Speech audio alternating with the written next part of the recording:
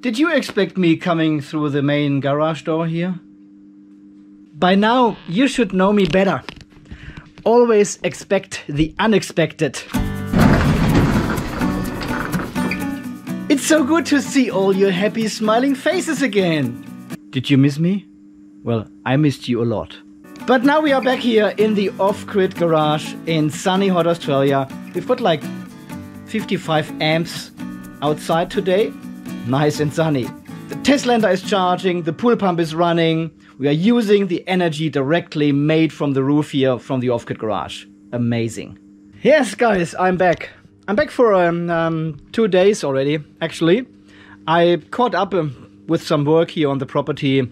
Lawn, fallen branches, trees, all this kind of stuff. Pool cleaning. But now, from this morning on, we are back in the off-grid garage. Can't believe it. We had such a nice holiday. And now I'm back here. Standing in the off-grid garage with all my gear, all my batteries, the cables, controllers, all the electronics. Insane.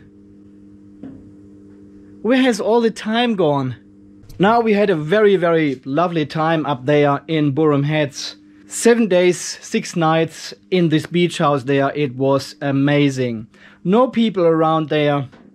It was pre-school holidays here in Queensland.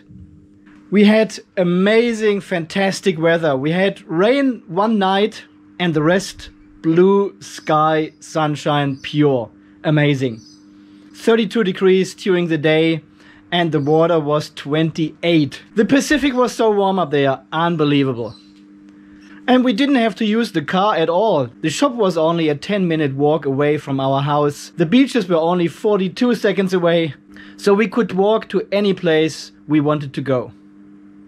Thank you so much for all your hundreds, I need to say hundreds of comments on the last couple of videos about my holiday, about my clickbait video. I'm gone for a week. Thank you so much for all your kind comments and words. It was really lovely to read them all, but I was totally unable to comment and reply to all of them. But I read them all. Anyway, guys, this is just the welcome back video here. A couple of things to catch up on. So, thank you so much for people pointing me in the right direction to coat this elbow ring lock here with, what is it called? Plasti dip? Plasti. It's like a liquid rubbery material. You can just use a little brush and paint this on in several layers until you got the right thickness. I looked into this. It is actually available here in Australia as well. We can buy Plasti dip here as well. But it is $110 per can, and the can has 3.75 liters in it. This is being used if you have pliers or crimpers or something. You dip them into the rubber, and then, well, they get a rubber handle, right? That's the main purpose of it, I think. You can use it for electrical insulation as well. You apply this in several layers. So I look into it. We can get these spray cans as well from Plasti Dip. I'm not sure if I can spray this into a container and then use a brush and apply this to here. So, but yeah, thank you very much for these tips. This is awesome. Yesterday I was in the garage here already for almost 2 hours to look for one specific part I wanted to show you in this video here, in the first video. It has to do with the main circuit breaker here. I'm not sure if you can remember when I bought them months ago, all these circuit breakers. I ordered an auxiliary switch as well for this main circuit breaker, which came probably 2 weeks later than the other circuit breakers. I didn't install this switch in the main circuit breaker yet. Well, and guess what? Exactly, I misplaced it. So I looked everywhere. I looked through all these boxes in here. I looked through all my cabinet in there with all the batteries and electronic sits. Here we've got all the balancers and BMSs, all the Palo cells and all these little bits and pieces in here. I took everything out. I looked everywhere. Couldn't find it. Couldn't find it in any of these shelves here. Nothing in this shelf. I haven't actually unpacked all this stuff here. I looked on my well-organized workbench here. Couldn't find it anywhere. Eventually I found it in one of these plastic containers here. I don't know why I would put it in there, because this has nothing to do with the off-grid garage. This is all other stuff here for maintenance of the property. But here it is. Here's the Noark. Here's the Noark auxiliary switch I was looking for. So let's take this beast out of here and install this auxiliary switch. So the main purpose of this switch is, because this will be my main switch. This one turns off all the battery banks. This is connected to the main bus bars where all the battery banks are connected separately. And this main breaker and switch connects these battery banks to our main bus bar system, which goes out to our load, and the solar is incoming as well. And this is exactly the purpose of this auxiliary switch.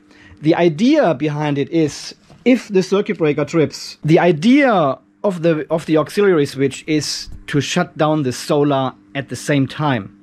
So this auxiliary switch can be connected to a contactor or a relay, and then we can turn off all our incoming solar up here. All together turns this all off. We are not only shutting off the battery banks, we are also turning off the incoming energy from the roof. This is the main idea. If I will ever do this, or how I will do this, I have no idea yet. I have just had the idea of it, so I ordered this little switch as well. So I said, well, better to have it now, put it in the circuit breaker, and then later on, if we want to do something like this, we can actually then use this switch to build something. So I had a quick look at this manual which comes with the circuit breaker. This is like a wallpaper stuff here, and I think here under E it says we have to take off the front panel, and then it explains where the auxiliary switch will be installed. Yeah, I think we have to do a little cutout or something here where the cables come out. Alright, we'll find out. First of all, let's take off these screws here at the front panel. Okay, so in theory, oh yeah, oh, that's easy. It goes in the top left corner and then makes a click sound. This is the picture we see there, this one, with this little clip. Okay, I'm confused now. It says here AX and AL, and it says here AL, AX, but they have different locations. AX, AL. So which one is this one now? Okay, when I turn this one on, there's a little mechanic here, which... yeah, okay. That's the one. Needs to go in here. Oh yeah, it clicks in like this. Right, that's it. Done. Well, as you can see, you can install more of these switches here. There's also a remote trigger, so you can actually remotely turn off the switch. And this one here is for a motor module, which can actually turn on and off the breaker remotely. That's a very interesting feature. Okay, so apparently we need to cut out this little corner here for the cables now. Or maybe I can use these ones. Yep. That fits perfectly. That's where the cables come out. Nice. Alright, there we have it installed. So in one of the next videos I have to take this all apart again here, because I need to remove this paper here, this paper cover from the acrylic sheet here. And there's one on the underside as well. So this was just my first installation here to see how it works and if it works and how it looks like and everything. This is what I'm going to do in the next video. And also we have to take care of the bus bars here. They need to have some insulation around this cutout here and some color coding as well, so we can see this is positive and negative. Oh yeah, and we have to drill these holes here to shield our bus bar from the bus bar. This is all coming up next here on the off-grid garage. And then we have almost finalized the top part of the shelf here. Everything else is sorted, I think. I wanted to show you something. Because I changed some of the ring locks here to now backwards banded ring locks, when I cut them off, I saw this stuff here. Look at this. This is one pure copper. You can hardly see the single course in here. So I thought, well, I've got these cut off now. What better can we do than take a hacksaw and have a look inside and see how it looks inside, right? Yeah, interesting. You can still see the single course here, and I can also split them up again. There we go. Yeah. I took the first one and I did a 45-degree angle cut because I crimped it twice and wanted to see if there's any difference in between these two crimps. So after cutting them, it looks like this inside. It looks almost like one piece of copper. There are no cores anymore. You cannot see any single wires or so. You can see there's a little bit of a ring gap here, and I think this is where the wire meets the ring lug actually. It's exactly there. I'm not sure if you can see this in the camera. Probably like this. Yeah. There. But there are no...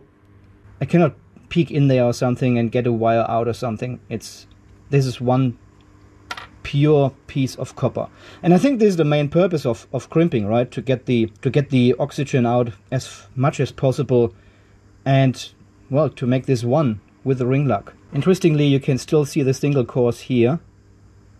Yeah, you can see the single wires here where it's been crimped. One pure piece of copper. So crimping with this 8-ton crimping tool here seems to be working perfectly. I'm really happy with this result. That's amazing. Alright guys, this is all I have for you for the first video after our holiday. Well guys, I'm back and it is early in the morning here in the off-grid garage, so I will keep filming today. I'm keep working on this part here, as I just said. So there will be more videos coming out the next couple of days. Lots of more videos, as I promised you. I need to catch up now, right? I had a week off, a week without any videos. Can't be. Can't happen. Okay guys, thank you so much for your support. Until the next video, stay charged, and thanks for watching again. See you then. Bye bye. I also got the second switchboard here.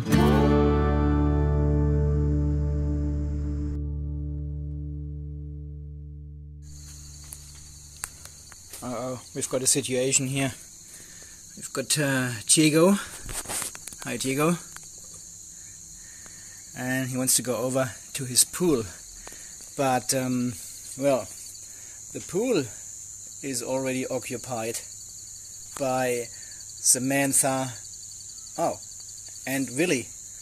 Willie is a bit shy. Let's see how this works out.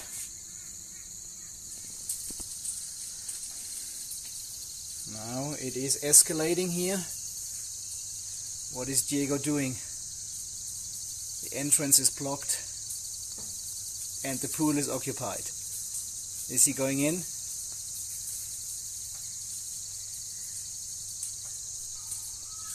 Oh, he's going in. He's going in. He's going in.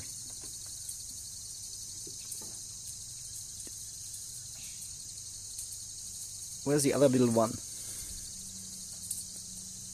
There's 1, 2. Ah, there. There are 3 frogs in this little can now. Look my hand, this is a tiny can. There. There's so many frogs in there. And there's the other one. Nice. Well, you have a good night's swim. See you tomorrow.